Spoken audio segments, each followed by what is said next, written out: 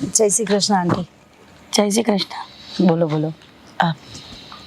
મારે તારું કામ પડ્યું છે એટલા માટે થઈને મેં તને વાત કરવા માટે બોલાવી છે. હા, એ તો તમારો ફોન આવ્યો એટલે મને લાગ્યું કે તમને કંઈ કામ હશે મારું, એટલે જ બોલાવી. બોલો ને, શું કામ હતું? કદાચ હું સમજુ છું તો એ જ કોઈક વાત હોવી જોઈએ.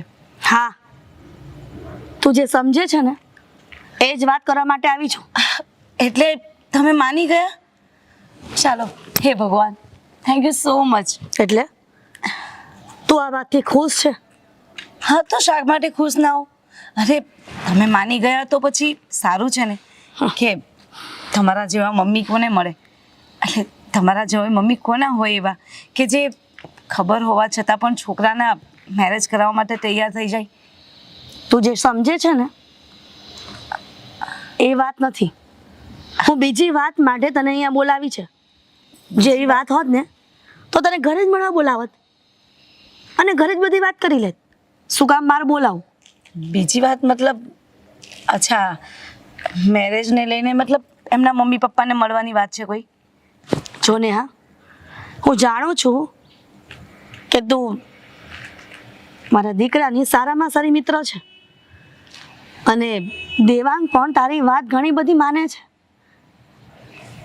કદાચ ને માવતરની વાત નહીં માની શકે, પણ તું કહીશ ને તો મને ગળા સુધી વિશ્વાસ છે કે તારી વાતને ક્યારેય ટાળશે નહીં. હા, પણ આંટી કહેશો મને, અને મિત્ર હતી નહીં પણ મિત્ર બની ગઈ, કારણ કે તમારો દીકરો ખરેખર કહું ને બહુ સારો છે ને બહુ ડાયો છે. આવા વ્યક્તિ મળવા બહુ મુશ્કેલ છે. જોઉં ને, એને ખબર છે કે મારી ફ્રેન્ડને કેવી તકલીફ છે, છતાં પણ એની સાથે લગ્ન કરવા તૈયાર થયો ને. જો ને, હા,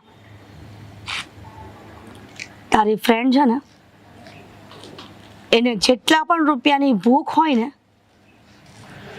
એ તને જણાવી દે, એટલે હું એને જેટલા રૂપિયા જોતા હોય ને એટલા પહોંચાડી દઈશ.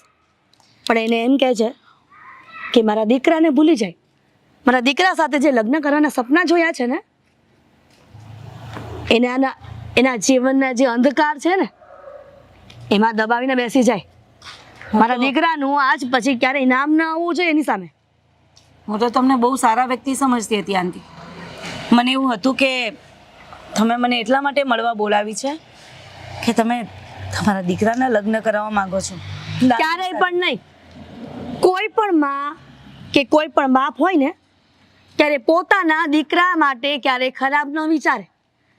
તો હું કેવી રીતે મારા દેવાંગ માટે ખરાબ વિચારી શકું? એમાં ક્યાં ખરાબ વિચારવાનું આવ્યું? ખરાબ જ થયું ને. અને એક આંધળી છોકરીને પ્રેમ કરીને બેઠો છે ને એની સાથે લગ્ન કરવાની જીદ લઈને બેઠો છે. માનો કે તમારો દીકરો જ આંધળો હોત તો શું કરતે? ને હા, હા તો બોલવામાં ભાન રાખ. ખોટું શું કહ્યું આંટી? કેમ સાચું ખોટું લાગી આવ્યું? તમે કોકની દીકરીને આંધળી કહો છો. કદાચ તમારા જ દીકરામાં ખોટ ખાપણ હોત તો તમે શું કરતે? છે નહીં ને હોત તો કાલે માનો કે થઈ ગયું તો? અને જો ને, હા, પૈસાની વાત, મારા દીકરા વિશે ક્યારેય વાત ન કરતી. મને એમ હતું કે તમે લોકો સાથે ફરો છો, રખડો છો ને તો મારી વાતનું તું ધ્યાન આપીશ. જરાય નહીં. વાત જ્યાં સત્ય હોય ને ત્યાં સાથ અપાય, અસત્યમાં સાથ ના આપી શકો. અને તમે પૈસાની વાત કરો છો ને, તમને શું લાગે છે કે દામિની કઈ રસ્તે રજડતી વ્યક્તિ છે? એની પાસે કઈ પૈસા રૂપિયા નથી. જો ને, હા, આંટી, પૈસા પ્રેમ કર્યો છે એને, પૈસા માટે પ્રેમ નથી કર્યો. પ્રેમ એવા લોકોને ન કરાય કે પોતાના સમાજની બરાબરી ન હોય, અને એવી છોકરીને કે જે દુનિયા જોતી જ નથી. સમાજની વાત કરો છો ને આંટી, તો સમાજ એવું નથી કહેવા આવતો કે તમે પ્રેમ ના કરો અને લગ્ન ના કરો.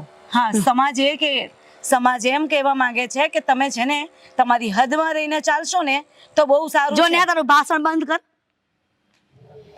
અને પ્રેમથી જ કીધું હતું મેં તને, એટલે મારા દીકરાને સમજાવવાની કોશિશ કરજે. અને ન સમજે ને તો તારી બેનપણીને કહેજે કે જેટલા રૂપિયા જોતા હોય ને તો આપ ઘડીએ રૂપિયાને હાજર કરી દઉં. અને મને ખબર જ છે કે આવી છોકરીઓને રૂપિયાની ઘણી બધી કમી હોય છે અને એટલા માટે જ આવા છોકરાઓને હેરાન કરે છે ને ફસાઈને લગ્ન કરે છે. કેટલા રૂપિયા આપશો? કેટલા રૂપિયા છે તમારી પાસે? એવું કરો ને, તમારી પાસે ઘર છે ને, બધું ઘર, જમીન, જાયદાદ, રૂપિયા બધું નામે કરી દો. મારા દીકરા હિંમત છે માટે, તમારામાં? મારા દીકરા માટે એ પણ કરવા તૈયાર છું. આંટી પણ એ મારા દીકરાને છોડી દેતી હોય ને અને ભૂલી જતી હોય ને તો ક્યારેય નહીં, આજે નહીં ને કાલે નહીં ભૂલશે. અને લગ્ન તો થશે જ, એ પણ તમારા દીકરા જોડે જ. અને હું ક્યારેય એને નહીં સમજાવું. સાચું કહું, તમારા કરતાં તમારા દીકરામાં વધારે સમજણ છે.